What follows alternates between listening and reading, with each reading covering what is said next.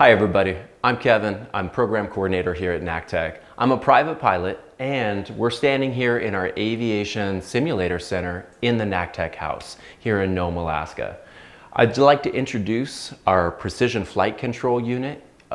All Bering Strait School District sites have the same unit, including Nome Public Schools. What I'd like to tell you is the basic setup of how to set up this unit, how to look for anything that might present an error code, and how to address that code at the lowest possible level. So let's get into it. So this is the PFC Precision Flight Control unit. The reason why NACTech purchased these, and that was through the NACTech grant, is that these are the easiest to set up. Precision Flight Control did a great job with labeling all of the parts that are within this component system. Each one will have 2 monitors, sound system, it'll have an avionics tower, and your control module tower here. And with some foot pedals, and then your computer tower.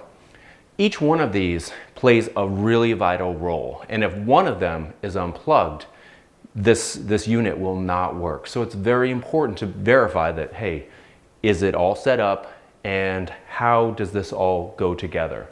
The nice thing about this unit is everything is labeled very well. Not all units are the same, but following the same procedures will allow you to set up the unit and take down the unit if you need to move it from room to room. Or for instance, what recently happened at one of the sites, if the unit is taken down by a custodian and put in a different room and components are unplugged, how do you get this thing back to functional?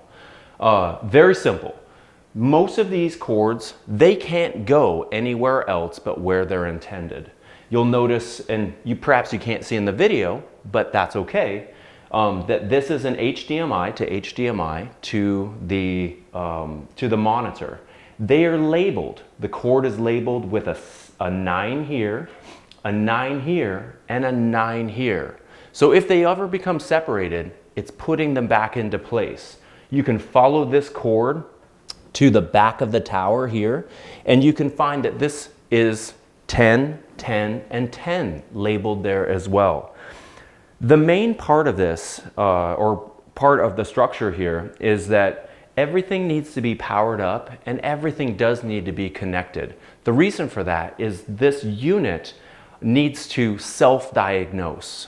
Once it's powered up, it's going to go through all the parameters for you. You don't need to check anything.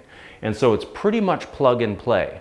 Don't manipulate any of the controls while it's powering up because it's going to go through its diagnostics for you.